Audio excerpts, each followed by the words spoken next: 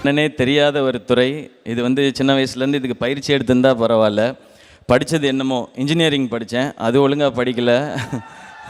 Okay, நம்ம நண்பர்கள் நிறைய பேர் இருக்கீங்க போல.